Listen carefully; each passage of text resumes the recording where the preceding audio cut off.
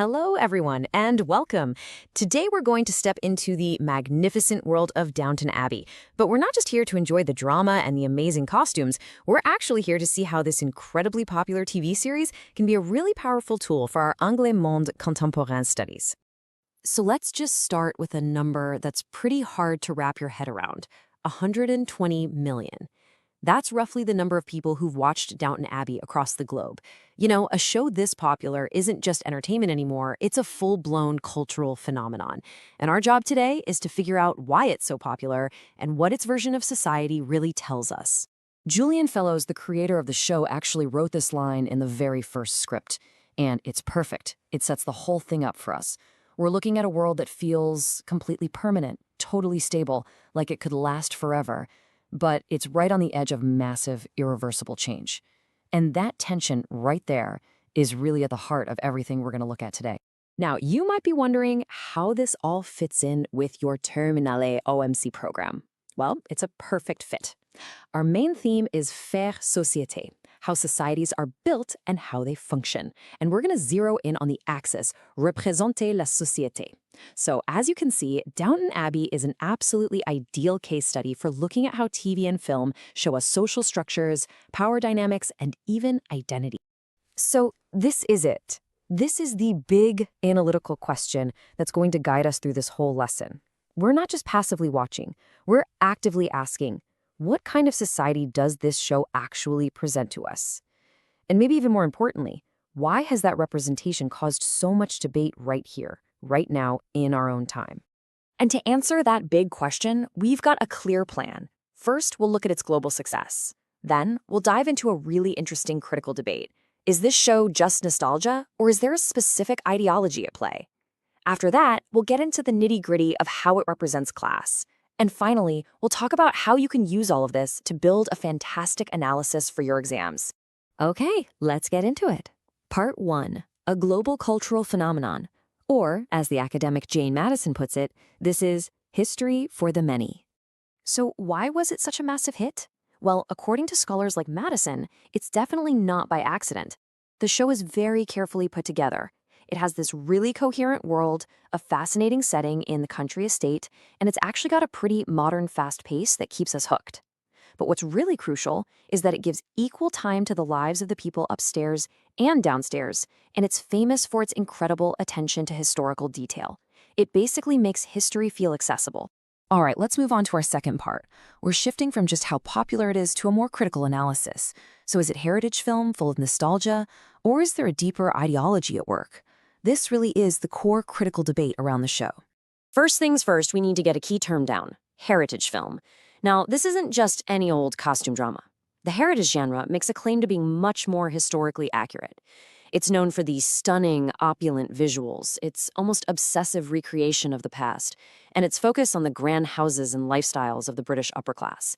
The whole point is to create a feeling of authenticity. So this really boils down to two totally different ways of looking at the show.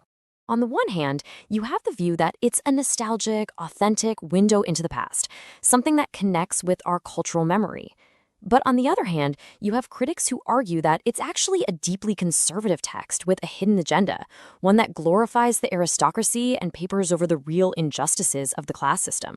And this debate really brings us to the absolute heart of the show: its representation of class. So let's explore this in part 3, focusing on that classic upstairs versus downstairs dynamic. I love this quote from Jessica Fellowes, Julian's niece, because it's the perfect metaphor. Think about it. What we see upstairs is the graceful, elegant, calm swan gliding across the water. But what's happening underneath, totally hidden from view? The frantic, nonstop work of the servants, the paddling feet that make that entire illusion of effortless grace possible. And you can see here, these are two completely different universes living under the same roof. Upstairs, life is all about leisure, tradition, and worrying about inheritance and status. Downstairs, it's a world of constant, relentless work, ruled by a very strict hierarchy and defined by values like loyalty and discretion. They absolutely depend on each other, but they are worlds apart. And the way the show often frames this relationship is as a kind of harmonic cooperation. Take the Earl of Grantham, for example. He's usually shown as a kind, fair, and just master. He's the paterfamilias, the father figure who is responsible for everybody on his estate. This portrayal suggests the system is symbiotic, that it benefits everyone. But, and this is a really big but, critics would say this rosy picture is a complete fantasy. They argue it deliberately hides the brutal reality of the class system, a system built not on harmony, but on exploitation, on social injustice, and on the fundamental unfairness of inherited privilege. Okay, so let's shift gears a bit. We've got all these conflicting ideas, but how do you actually use them? This section is all about building that perfect, powerful baccalaureate-style analysis. It's about taking these debates and turning them into marks. So this is the practical question for you, isn't it? When you're faced with these two opposite readings, is it a nostalgic fantasy or is it conservative ideology? How do you turn that into a smart, nuanced argument for your exam? Let's look at a concrete example. And what's cool is that this doesn't come from some dusty academic journal. It's from an IMDb user review. A viewer called Timon64 gives this really sharp critique, calling the show restorative nostalgia to the max. And they argue that by making the aristocrats look like socially responsible father figures, the show is actively trying to justify the inequalities of that class system. And here's where it gets really clever. The reviewer takes it a step further. They connect this show's message directly to our world today, arguing that it supports a contemporary system and ties into modern debates about things like austerity and inequality. Now, this is a key analytical skill for you guys, connecting the representation of the past to the politics of the present. Right, so this is the golden rule for your essays and for your oral exams. It's the idea, example, explanation method. Let's walk through it. First, you state your idea. The show is criticized for promoting a conservative ideology. Simple. Second, you provide your example. Use that great quote from Timon64. And third, your explanation. You connect the dots. You explain how that quote proves your point. And this is the most important part. You link it all back to our axis of study, Représenté la société. But, and this is what's going to get you the top marks, a really strong analysis always shows nuance. The show itself isn't just one-sided. Think about all the arguments it stages internally, like the constant clashes between the traditional aristocrat, Violet, and the progressive middle-class, Isabel. Their debates show us that different worldviews are fighting it out right there inside the story. And that brings us to our conclusion. Is Downton Abbey really a mirror to our world today? Let's finally answer our guiding question. So let's just quickly recap the big takeaways. First, Downton Abbey is a huge cultural force that makes history popular for millions. Second, it's wide open to different interpretations. Is it just harmless nostalgia, or is it a political text? Third, the way it represents class is the absolute flashpoint for this debate.